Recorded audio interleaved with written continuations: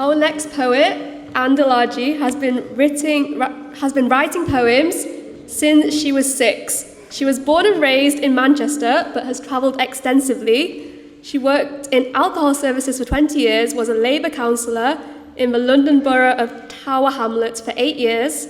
She became a Muslim in 2005, alhamdulillah, while living in Crete. Anne has published 3 books, is a regular reader at Manchester poetry events, and runs creative writing sessions for children in Stretford. Please welcome Anne to the stage.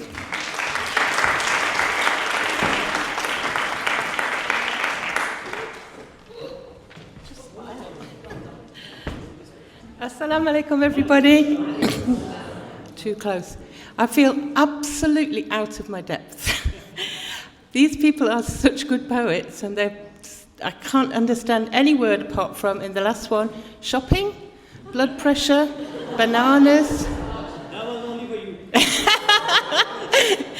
you. Those are the ones I understood. But I got the rhythm, and I got that it was funny, so that's it. So, thank you very, very much for inviting me. It was completely out of the blue for me. I live around the corner, so that helps. As you were saying, I've been a Muslim for 20 years now, mashallah, and this year my story about my journey to Islam and my Shahada in particular won the prize at the Revert radio show, and so we went to Umrah. That was our prize, mashallah, which was amazing. People keep saying to me, because I'm a poet, oh, what have you got to say about it? And I was like, nothing. I've got nothing to say about it. It's beyond words. So anyway, I have written 3 books, and 2 of them are here tonight, got my little stall. This one I'm going to read from first. And as I said, I live in Stretford. I live in a little terraced house just round the corner. And it's a small house, but I've got a big imagination. And it's called Mermaids in My Basement. Don't get me wrong, I love this little house. It's cosy and convenient, nestled between nice neighbours, and handy for the shops. But underneath it, I long to find a secret underground world of caves and caverns and swimming holes, with seaweed dripping from the roofs, full of cavorting dolphins and bellowing monsters and mermaids singing.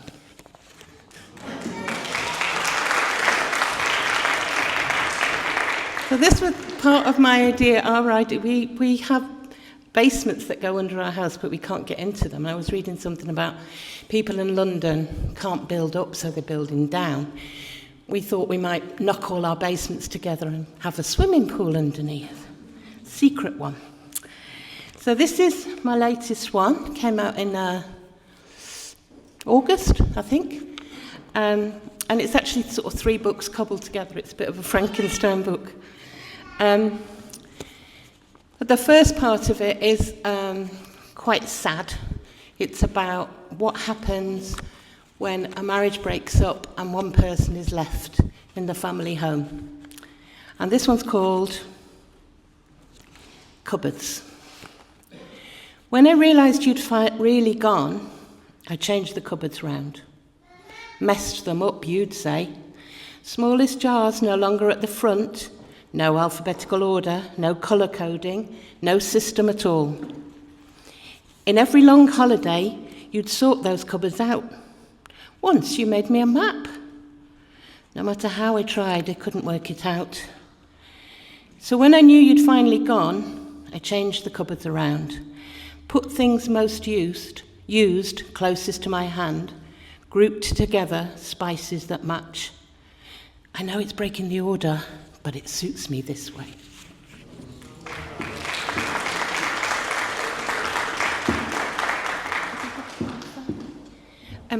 Two more? Yeah. So I think, like, telephone. Sorry, Ali. Thank you. I think, like most poets, I've been writing a lot about Gaza for the last 2 years. And for some reason, this isn't opening for me. It's not opening. Oh, here we go. And that's really why I started reading, going to poetry readings. I've never done poetry readings in my life. But about 2 years ago, I started going to readings because I just thought, somebody's got to talk about this stuff. Somebody's got to talk about Gaza. And I have to say that in those 2 years, I'm the only person in all the poetry readings I've been to that's ever talked about Palestine. And I think that's shocking.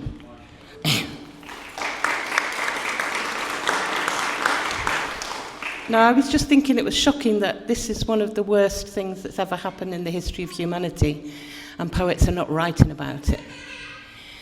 This one is dedicated to Rafa Talaria, who you probably know was one of the first poets to be murdered in November, I think it was, 2023, targeted with his entire family. Very great poet, professor, translator, whatever, mentor of a lot of other poets. But there's over 30, I think, poets now in Gaza who've been killed, deliberately killed.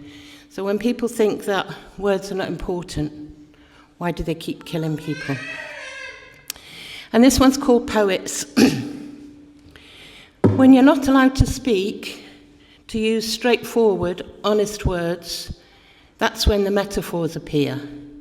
We have no other choice. We don't say the name of our country anymore. We don't raise our flag. Instead, we draw watermelons and write, when they buried us, they didn't know that we are seeds. We don't talk about our land anymore. Instead, we sing, our olive trees have been here, planted firm and deep in this good earth for 100 generations. We don't mention our houses anymore, stolen or destroyed. We just hold up the ancient keys that signal our right to return. We don't recite the names of our dead babies now. We simply hug their little bodies and say, she was the soul of my soul. Only the poets will survive this catastrophe, as they did the first, the last, and all the other ones before that. Because now, every single one of us, every single one, has become a poet. And the last one is a bit on a hopeful note, because we are enjoined to have hope and to believe that things will work out, and it's called Copycats. We're all such copycats, that's who we are. Yawning is infectious, laughing, grinning, and of course, scratching is catching. Be careful then what you feel or do, for you'll always pass it on. Cruelty is contagious, cynicism, cowardice, cunning. But remember, most of all, courage is contagious too.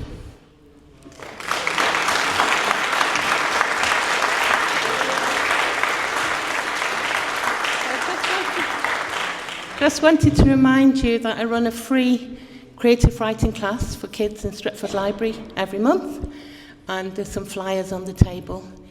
We have a great little group, and they come up with stuff that amazes me. Okay, thank you very much.